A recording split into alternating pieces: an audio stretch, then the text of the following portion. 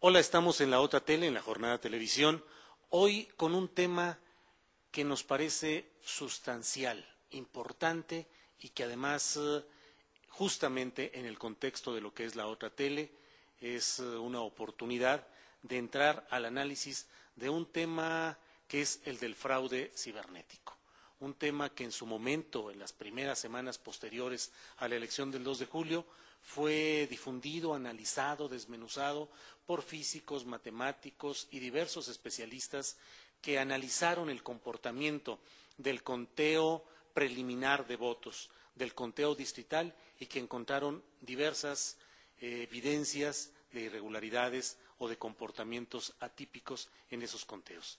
Tengo hoy el privilegio de que esté frente a ustedes Víctor Romero, doctor en física por el Instituto Tecnológico de Massachusetts, investigador titular del Instituto de Física de la UNAM, con quien vamos a hablar de este tema para el cual le pedimos paciencia, atención y muchos deseos de ir entendiendo lo que son este conjunto de cifras que nos van abriendo un panorama distinto de lo que fueron las pasadas elecciones del 2 de julio. Víctor, un gusto tenerte aquí en la otra tele. Muchas gracias y también un gusto de estar aquí con ustedes. Y qué bueno que le mencionas a tu público que hay que tener un poquito de paciencia con este análisis. Espero que sea claro. Sí, justamente.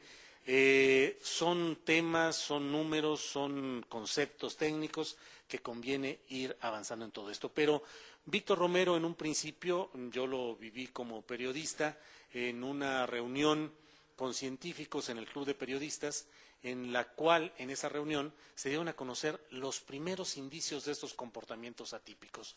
Yo veía y escuchaba el cuidado con el cual Víctor Romero hablaba de esos indicios, pero sin llegar a una postura muy definida todavía, porque el cúmulo de información parece que aún no estaba suficientemente procesado. Ahora, ya a estas alturas, Víctor, ¿qué tanto ha cambiado tu percepción y si has encontrado nuevos indicios de este fraude cibernético? Sí, bueno, ha cambiado muchísimo. Como bien mencionas, en la reunión que tuvimos en el Club de Periodistas y en los primeros días, mediados de julio, habíamos hecho apenas unos cuantos análisis que de hecho yo le llamo nada más el primer análisis.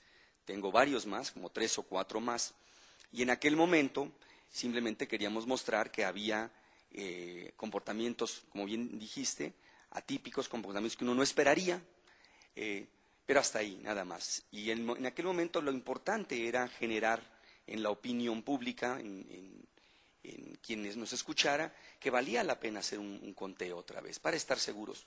Pero bueno, pasaron el tiempo, hemos tenido más tiempo de analizar, ahora sí con más detalle, las bases de datos del PREP. Todo lo que les voy a platicar está en la base de datos del PREP y del conteo distrital. Yo no invento nada, esos son datos del IFE oficiales que uno puede bajar de su página web. Y después de este tiempo, mi conclusión es que, a no ser de veras, y ahorita veremos más adelante, que alguien me pudiera dar un indicio, que me dijera de dónde vienen estos comportamientos tan raros, cuando uno pone todo junto, llega a la conclusión, y dado el contexto, de que no solamente una posibilidad, sino en mi opinión, la posibilidad más fuerte es que esto fue manipulado. No veo otra. Y una vez que fue manipulado, es una primera conclusión a la que llego de los datos duros. Me atrevo, por supuesto, porque también es actitud científica, que una vez que uno acepta que hubo un cierto hecho fue el que manipuló los datos o algún evento, pues entonces uno puede ya decir cómo pudo haber ocurrido.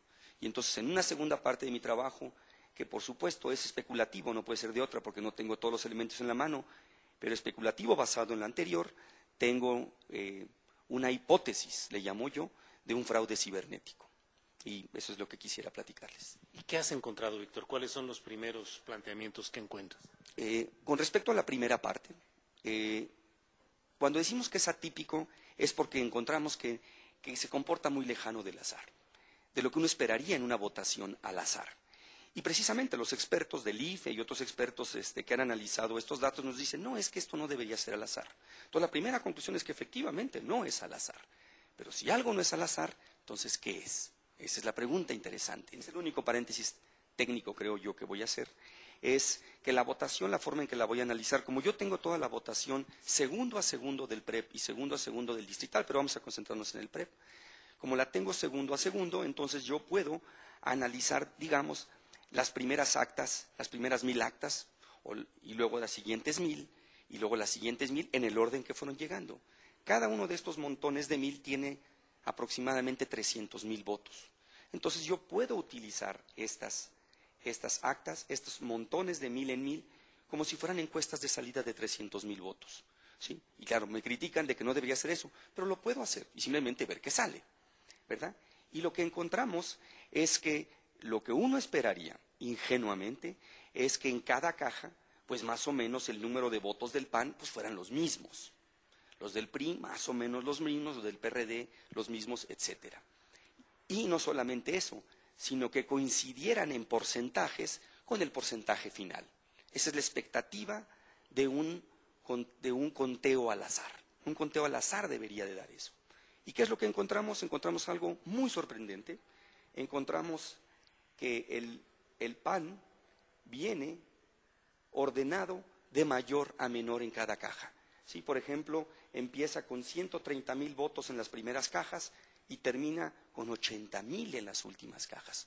Una caída sistemática, eso es lo importante. No una caída de subidas y bajadas, no. Una caída sistemática de 40, 50,000 votos el PAN. Mientras que, aquí en la gráfica que luego le puedes mostrar a la gente, debería de haber sido, si fuera al azar, así. Siguiente punto, el PRI es fabuloso, el PRI, que yo quiero insistir mucho también a otro paréntesis, en todo el análisis que otros expertos hacen, al PRI no lo toman en cuenta, como si no hubiera participado. Es fundamental para entender y para la hipótesis que voy a hacer el papel del PRI. Entonces, el PRI viene ordenado de menor a mayor.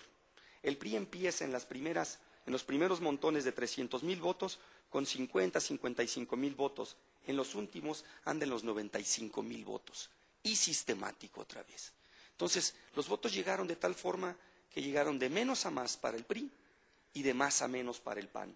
Y el PRD es errático. El PRD empieza en 90,000, sube a 120,000, sube a 130,000 y vuelve a caer a 90,000.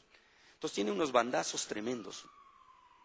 Y entonces, conclusión, efectivamente, lo que los expertos dicen, los mismos expertos del IFE, es que esto no es al azar. Está bien, y yo lo acepto, está demostrado que no es al azar. Pero no solamente no es al azar, están ordenados. Y eso es muy intrigante. ¿Cómo es posible que un conteo que está ocurriendo en 300 distritos al mismo tiempo en todo el país, en un país tan grande como este, y capturado en cada distrito por 10 capturistas, que los votos, y en un espacio primero de unas 5, 6, 7 horas, y luego después unas 20 y tantas horas cuando se alargó, que estos lleguen ordenados? Y entonces, pues la pregunta fue, bueno, denme alguna guía por dónde fue. Y me puse a leer lo que los expertos, otros expertos dicen, los expertos del IFE, hay un colega, Javier Aparicio, que tiene publicado su trabajo en el Internet, y todos hacen referencia a que el voto rural y urbano no es lo mismo en México.